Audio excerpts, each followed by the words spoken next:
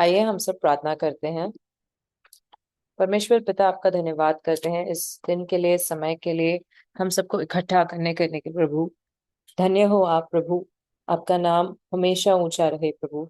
आपकी स्तुति प्रशंसा हम करना चाहते हैं हमारे जीवन से प्रभु, हमेशा।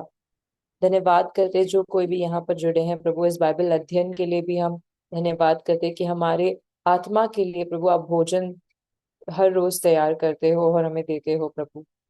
हम स्वीकार करते हैं प्रभु, विश्वास हमारे बढ़ाने के लिए आपने प्रभु धन्यवाद करते हैं। सब पर प्रभु आपका पवित्र लहू आए, और जहां पर भी जिस जिस किसी भी यंत्र से जुड़े हैं प्रभु, सब पर सबका कनेक्शन, सबके कनेक्शंस प्रभु अच्छे रहे प्रभु।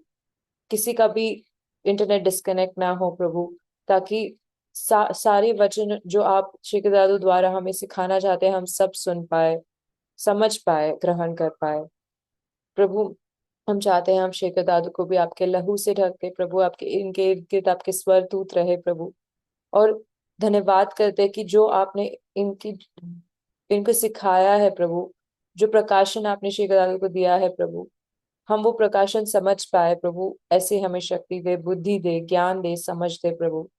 धन्यवाद करते हैं इस बाइबल अध्ययन के, जो भी बाद में यूट्यूब पर भी देखेंगे प्रभु, उन पर भी आपकी बुद्धि और ज्ञान रहे, ऐसे हम मांगते हैं प्रभु।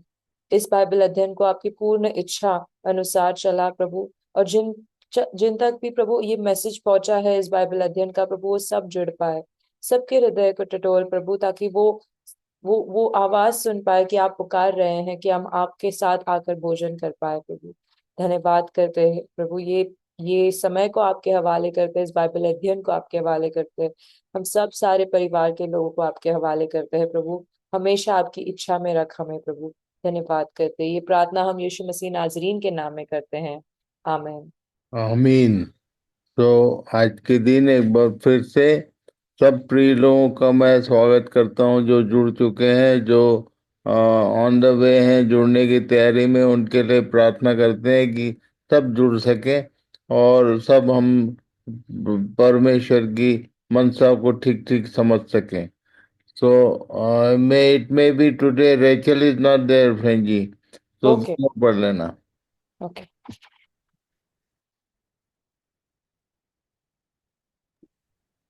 बाबुल की बंधुआई से लौटने पर भी ये लोग दाऊद के दिनों के समान स्वतंत्र राज्य के समान स्थापित नहीं हो सके, परंतु अपने ही देश में गुलाम रहे। ईसवी 70 में रोमियो ने नगर और दोबारा बनने मंदिर को पूरी तरह से ढा दिया, और राज्य और नगर का नाम ही बदल दिया, और लोगों को दूर दूर देशों में गुलामों के रूप में फैला दिया। इस तरह से यहूदी लोग लगभग 2000 साल तक अलग अलग देशों में गुलाम रहे, जहां उन्हें कभी भी स्वीकार नहीं किया गया। अलग संस्कृति होने के कारण, विशेषता यूरोपियन मसीहियों के द्वारा ये बहुत ज्यादा सताए गए। Even after returning from Babylonian captivity, the Jewish people could not re establish an independent kingdom like in the days of David. Instead, they remained slaves in their own land. In 70 AD, the Romans completely destroyed the city and rebuilt temple. They changed the name of the state and city and scattered the people as slaves across different nations. As a result, the Jews lived in foreign lands as scattered and unaccepted people for nearly 2000 years. Because of their distinct culture, they were especially persecuted by European Christians. तो हम लोगों ने पिछले समय में ये पूरा इतिहास समझने का प्रयास किया कि कैसे बाबुल के बंधुआई से एजरा और नहमिया के माध्यम के सहायता, उसकी अगुवाई में ये लोग वापस लौटे, और कैसे इन्होंने मंदिर को और सिटी वॉल को कैसे उन्होंने रीबिल्ड किया। और तब यहाँ पर हम लोग देखते हैं कि AD 70 में रोमी आर्मी ने फिर से उनको तोड़ फोड़ कर दिया।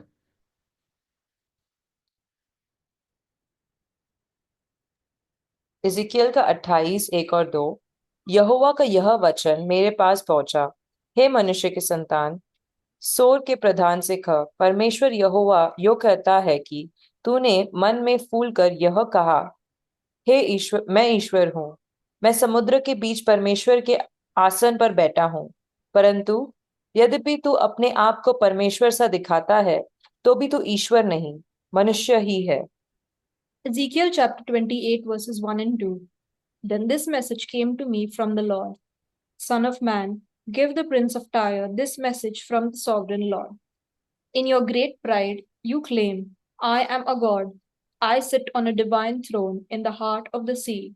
But you are only a man and not a god, though you boast that you are a god.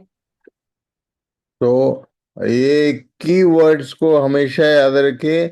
जब भी परमेश्वर ने कहा कि समुद्र, तो समुद्र के विषय में बीते दिनों में हमने अध्ययन किया, प्रकाशित वाक्य में देखा कि समुद्र मनुष्यों को बोलता है, मनुष्यों की भीड़ को समुद्र के साथ तुलना किया गया। तो ये जो है, ये जो लाइन लिखा है सोर के प्रधान से का, ये सोर का प्रधान कोई मनुष्य नहीं है, ये शैतान ही है जिसने मनुष्यों के जीवन में अपना, उनके मंदिर को, उसके हृदय को अपना घर बनाया, और इसलिए वो ये अपने आप को एज गॉड स्थापित करने का प्रयास किया। और तब परमेश्वर का सिंहासन पर चढ़ूंगा बोलता था वो, और उसका सिंहासन जो मनुष्य का हृदय है उसको उसने ऑक्युपाई किया। इन सब बातों को ठीक ठीक समझने का प्रयास करिए कि ये शैतान ने काम किया, और तब उसके बारे में उसके बारे में इसी 28 अध्याय में यहेजकेल में कुछ और बातें लिखी हैं, पढ़िए। ये इंफॉर्मेशन है शैतान के विषय में, पढ़िए। इज़िकियल 28:12-16। हे मनुष्य के संतान, सोर के राजा के विषय में विलाप का गीत बनाकर उससे कह, परमेश्वर यहोवा यो कहता है, तू तो उत्तम से भी उत्तम है, तू बुद्धि से भरपूर और सर्वांग सुंदर है।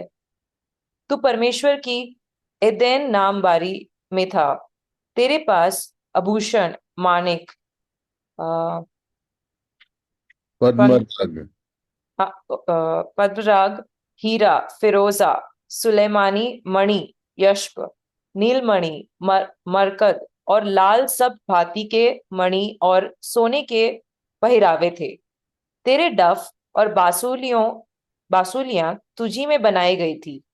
जिस दिन तू सिरजा गया था, उस दिन वे भी तैयार की गई थी।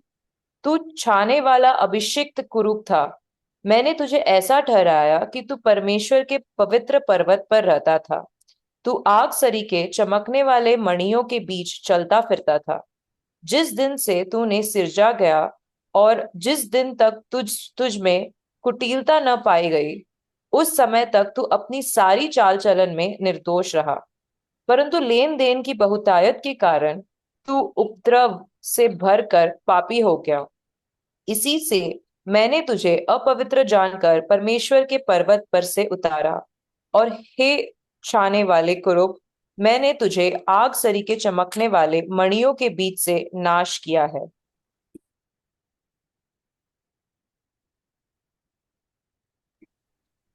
Ezekiel chapter 28, verses 12 to 16. Son of man, sing this funeral song for the king of Tyre. Give him this message from the sovereign Lord. You were the model of perfection, full of wisdom and exquisite in beauty. You were in Eden, the garden of God. Your clothing was adorned with every precious stone: red carnelian, pale green peridot, white moonstone, blue green beryl, onyx, green jasper, blue lapis lazuli, turquoise, and emerald, all beautifully crafted for you and set in the finest gold. They were given to you on the day you were created. I ordained and anointed you as the mighty angelic guardian. You had access to the holy mountain of God and walked among the stones of fire. You were blameless in all you did from the day you were created until the day evil was found in you. Your rich commerce led you to violence, and you sinned. So I banished you in disgrace from the mountain of God. I expelled you, O mighty guardian, from your place among the stones of fire. Your heart was filled with pride because of all your beauty, your wisdom was corrupted by your love of splendor. So I threw you up to the ground and exposed you to the curious gaze of kings. ये mention करता है your rich commerce, ये हिंदी में लिखा है लेन then की बहुतायत ने उसको उपद्रव से भर दिया।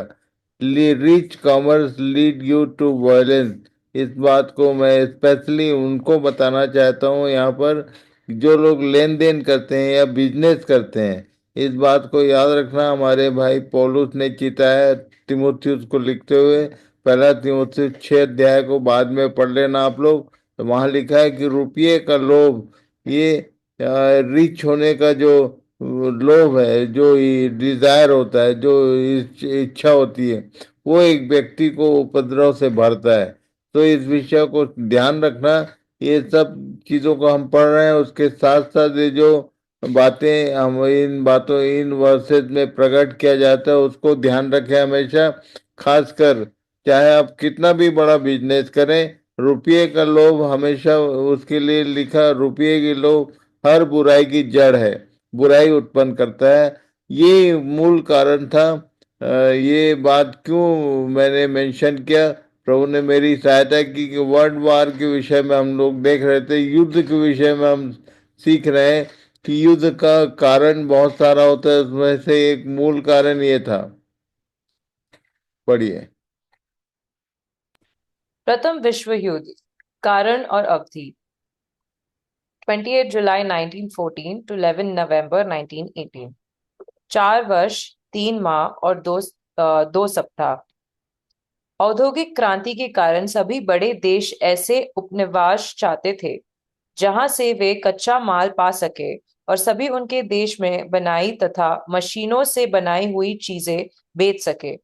इस उद्देश्य की प्राप्ति के लिए हर देश दूसरे देश पर साम्राज्य करने की चाहत रखने लगा और इसके लिए सैनिक शक्ति बढ़ाई गई और गुप्त कूटनीतिक संधियां की गई।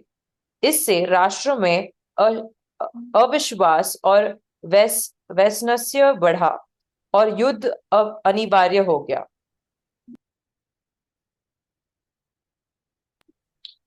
First World War, time and duration. 28 July 1914 to 11th November 1918.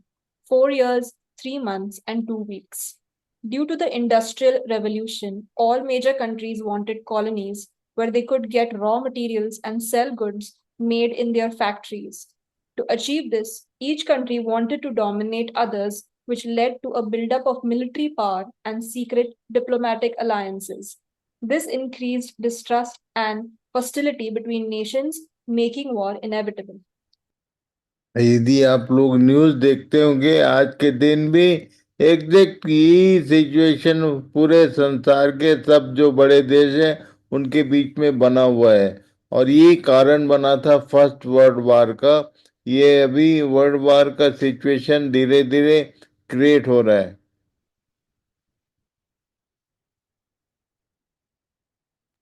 द्वितीय विश्व युद्ध।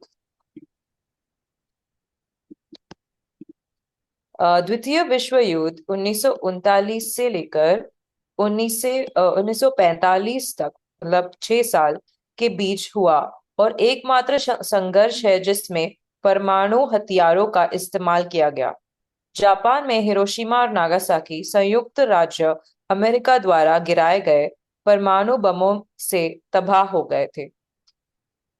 एडोल्फ हिटलर के नेतृत्व में नाजी जर्मनी नरसंहारों के लिए जिम्मेदार था। सबसे विशेष रूप में प्रलय, 6 मिलियन यहूदी की हत्या और 11 मिलियन अन्य लोगों को नाजियों द्वारा सताया गया था। संयुक्त राष्ट्र जैसा संस्थानों को अंतर्राष्ट्रीय मामलों को एकत्रित करने के लिए स्थापित किया गया था, जिसमें सामान्य युद्ध के एक और प्रकोप को रोकने का स्पष्ट लक्ष्य था।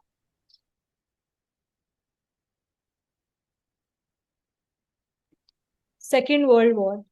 The Second World War took place from 1939 to 1945, approx 6 years, and was the only conflict in which nuclear weapons were used. Hiroshima and Nagasaki in Japan were destroyed by atomic bombs dropped by the United States. Under the leadership of Adolf Hitler, Nazi Germany was responsible for mass killings, most notably the Holocaust, in which 6 million Jews were murdered and 11 million others were persecuted by the Nazis. Institutions like the United Nations were established to handle global issues with the clear aim of preventing another world war. ये सारी बातें हमको क्यों मालूम होना चाहिए? इसलिए कि यहूदियों का इतिहास इसमें जुड़ा हुआ है। और दानियल को कहा गया था तेरे लोगों और तेरे नगर के लिए 70 सप्ताह ठहराए गए हैं। उसी का एक पार्ट है ये सारा काम हुआ। कैसे ये सताए गए, कैसे मूसा की व्यवस्था के कारण जो बोला गया था उसी के अनुसार ये सारा हो रहा था। पढ़िए। यह सताव अपनी चरम सीमा में पहुंच गया जब हिटलर नाजी ने कई लाख यहूदियों को गैस चेंबर में डालकर मार दिया। परंतु हिटलर की आत्महत्या के बाद बचे हुए यहूदी लोगों को शांति मिली। सैकड़ों वर्षों के सताव के कारण उन्हें ये ध्यान करने का अवसर मिला कि वे यहूदी हैं और परदेश में अपनी संस्कृति से अलग और ईश्वर रहित होकर मूसा के द्वारा कहे गए वचनों के अनुसार गुलामी में जी रहे हैं, और उन्होंने प्रायश्चित किया। The persecution reached its peak when Hitler and the Nazis killed millions of Jews by putting them in gas chambers. However, after Hitler's suicide, the remaining Jews experienced some peace. After centuries of suffering, they got a chance to reflect and realize their identity as Jews. Living in foreign lands without their culture and disconnected from God, they saw that they were living in the slavery that Moses had warned them about, and they repented. और तब इस तरह इनको जब एहसास हुआ, इन्होंने प्रायश्चित किया। उसके कारण फिर परमेश्वर ने अपने कहे हुए शब्दों के अनुसार इन बातों को जीवित किया। पढ़िए। व्यवस्था विवरण 30वां अध्याय उसका 1 से लेकर 4। फिर जब आशीष और शाप की ये सब बातें जो मैंने तुझको कह सुनाई है तुझ पर घटे, और तू उन सब जातियों के मध्य में रहकर जहां तेरा परमेश्वर यहोवा तुझको बरबस पहुंचाएगा, इन बातों को स्मरण करे और अपनी संतान सहित अपने सारे मन और सारे प्राण से अपने परमेश्वर यहोवा की ओर फिर कर उसके पास लौट आए, और इन सब आज्ञाओं के अनुसार जो मैं आज तुझे सुनाता हूँ उसकी उसकी बातें माने। तब तेरा परमेश्वर यहोवा तुझको बंधुआई से लौटा ले आएगा और तुझ पर दया करके उन सब देशों के लोगों में से जिनके मध्य में वह तुझको तितर बितर कर देगा फिर इकट्ठा करेगा। चाहे धरती के छोर तक तेरा बरबस पहुंचाया जाना हो तो भी तेरा परमेश्वर यहोवा तुझको वह वहां से ले आकर इकट्ठा करेगा।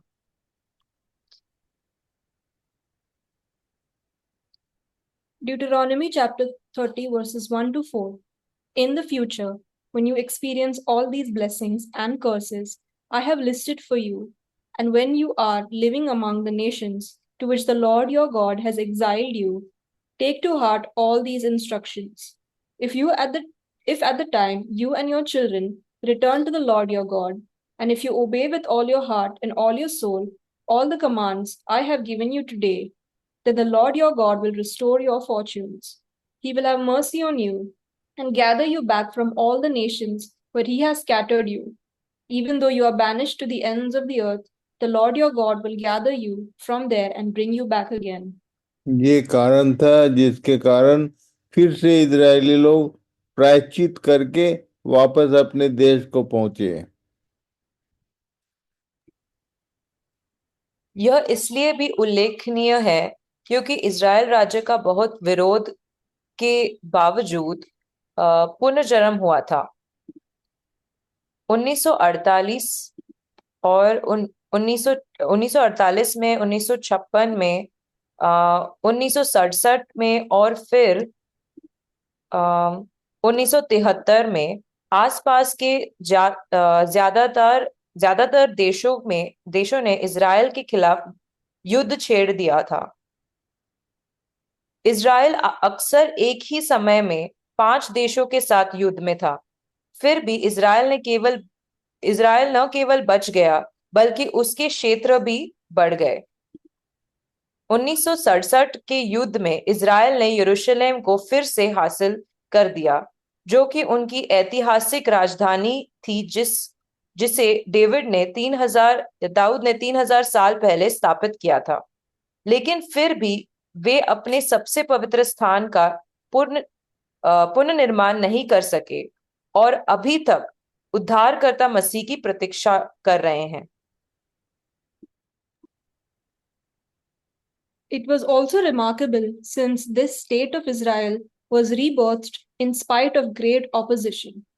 Most of the surrounding nations waged war against Israel in 1948, in 1956, in 1967, and again in 1973. Israel often was at war with 5 nations at the same time. Yet not only did Israel survive, but the territories increased. In the War of 1967, Israel regained Jerusalem, their historic capital city David had founded 3,000 years ago. But they could not rebuild their most holy place and still waiting for Messiah the Savior. ये इतिहास हमारे लिए समझना जानना क्यों आवश्यक है?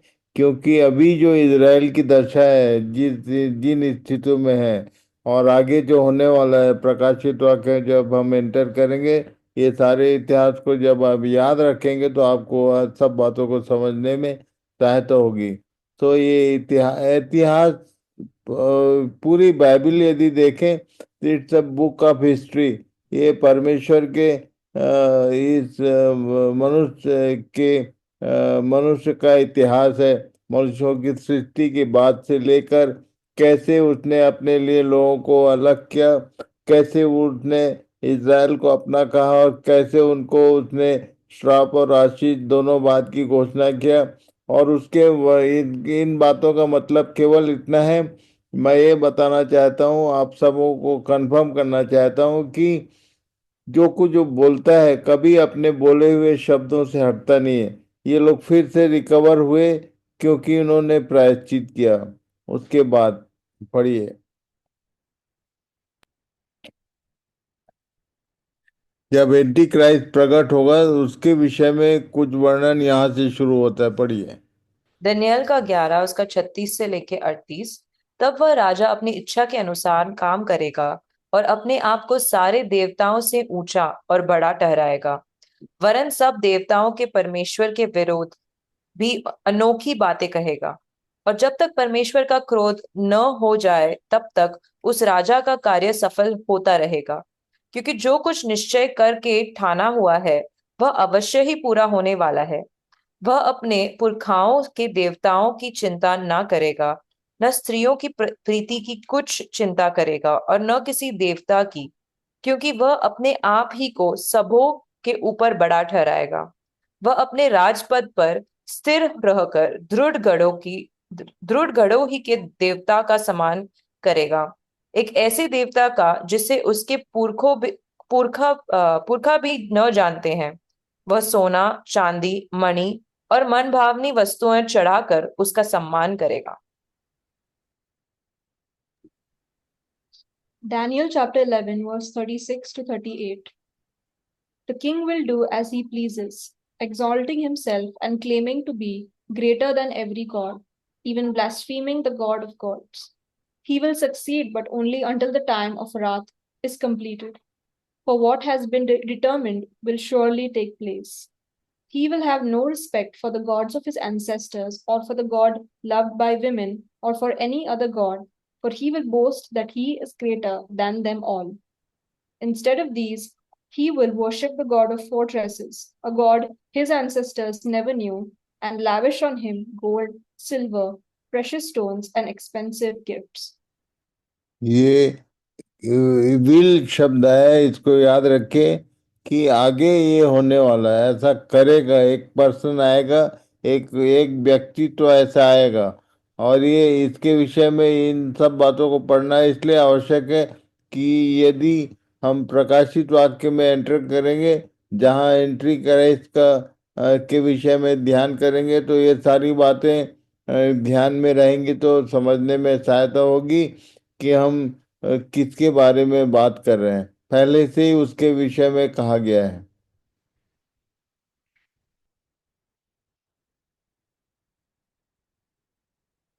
Daniel का 39 से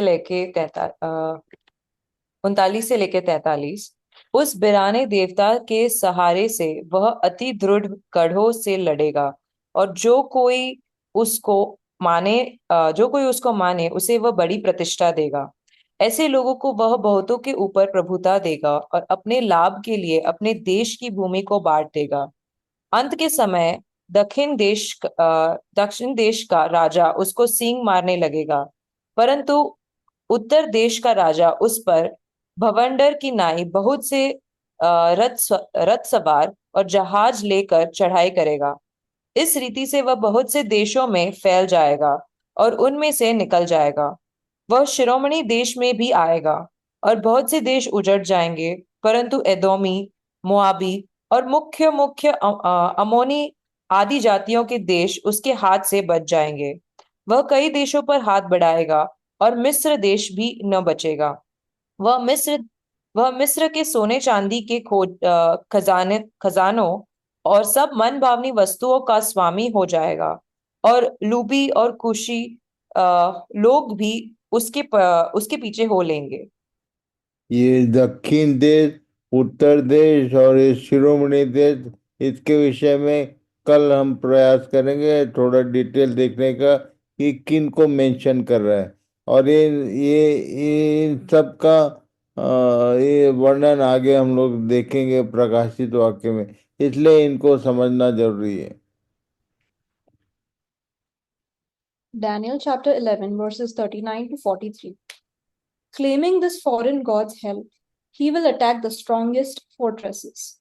He will honor those who submit to him, appointing them to positions of authority and dividing the land among them as their reward. Then, at the time of the end, the king of the south will attack the king of the north. The king of the north will storm out with chariots, charioteers, and a vast navy. He will invade various lands and sweep through them like a flood. He will enter the glorious land of Israel, and many nations will fall. But Moab, Edom, and the best part of Ammon will escape. He will conquer many countries, and even Egypt will not escape. He will gain control over gold, silver, and treasures of Egypt, and the Libyans and Ethiopians will be his servants.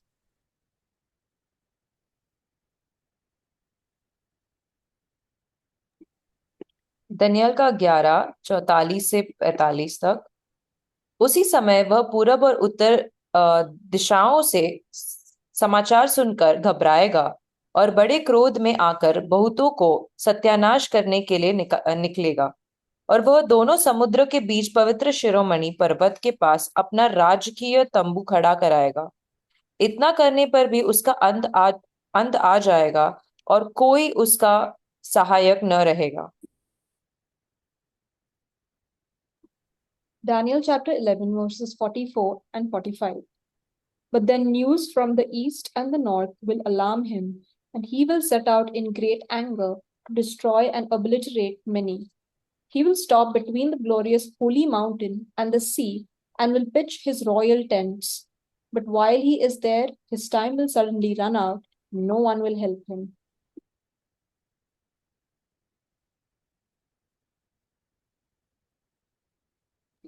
जकराया ने तो रासायनिक युद्ध भी देखा। Zechariah even saw chemical war. जकराया के 14 उसका 12।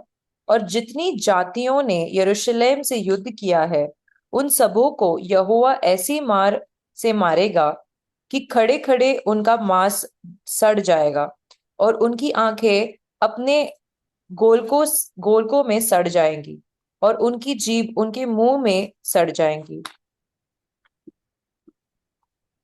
Zechariah chapter 14, verse 12. And this shall be the plague with which the Lord will strike all the peoples that wage war against Jerusalem. Their flesh will rot while they are still standing on their feet. Their eyes will rot in their sockets, and their tongues will rot in their mouths. तो इन बातों को ध्यान में रखे, ये सब होने वाला है। पर ये केमिकल वॉर देखने के लिए जो जिनका नया जन्म हुआ, जो कलीसिया के लोग हैं, वो इस पृथ्वी पर नहीं रहेंगे, वो उठा लिए जाएंगे इन सब बातों के होने के पहले। तो ये हमारे लिए बड़ी धन्य बात है और धन्यवाद करने का विषय है। तो एक बार फिर से हम लोग आज यहीं पर ड्रॉप करेंगे और बाकी बातों को कल देखेंगे।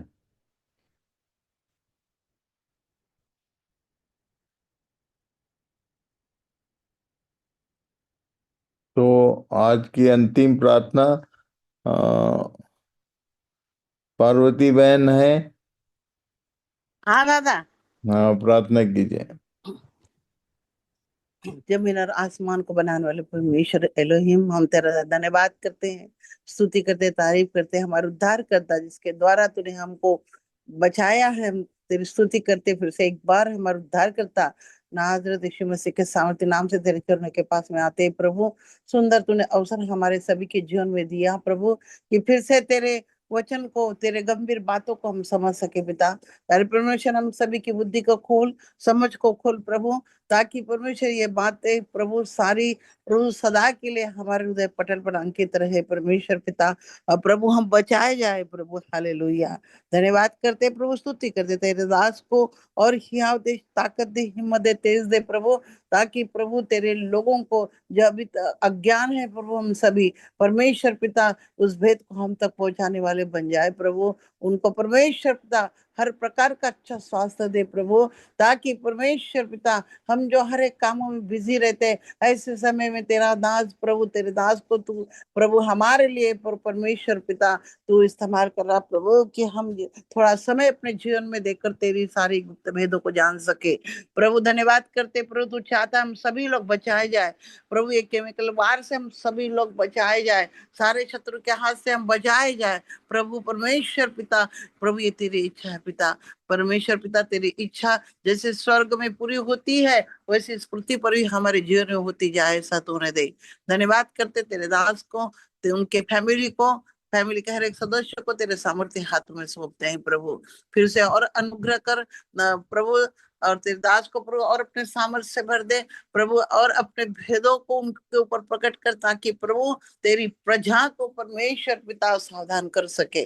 धन्यवाद करते हम सभी लोग जो प्रभु हमने जितने लोगों ने अटेंड किया प्रभु, हर एक को तेरे सामर्थ्य हाथों में सौंपते, तेरा वचन अधिकाई से बसा रहे। और तो प्रभु ये सारी बातें जो होने वाली है, वो सारी बातों को स्मरण करते हुए प्रभु हर एक के घुटने प्रभु परमेश्वर पिता तेरे सामने टिके, और सदा प्रार्थना हम करते रहे एक दूसरे के लिए, ऐसा तो होने दे। धन्यवाद करते प्रभु, आगे का पूरा आने वाला समय कल का तेरे सामर्थ्य हाथों में सौंपते हुए इस विनंती को हमारा उद्धार करता नाज़रेत यीशु मसीह के सामर्थ्य नाम से मांगते, सुन इसे ग्रहण कर पूरा कर, आमीन। आमीन। थैंक यू बहन, आपकी प्रार्थना के लिए। एक बार फिर से मैं सबके लिए ये मेरी विनती और प्रार्थना, सबको प्रभु इन बातों की गहरी समझ प्रदान करे, ताकि हम सब लोग इन सब बातों को ठीक ठीक समझें और परमेश्वर पिता के वचन पर हमारा विश्वास और भी दृढ़ हो सके। ये ऐतिहासिक बातें परमेश्वर के वचन को प्रमाणित करती हैं कि जो को जो बोलता है वो अपने वचन के अनुसार ही काम करता है, और इसलिए ऐसा हमारा परमेश्वर, उसकी महिमा करते हुए कल के दिन फिर से शाम को हम लोग इकट्ठे होंगे। तो शालोम। तब तक प्रभु आप सबों को सुरक्षित रखे। शालोम दादा। शालोम। Shalom, सब भाई बहन। Shalom, brother. Shalom, all. God bless. God bless.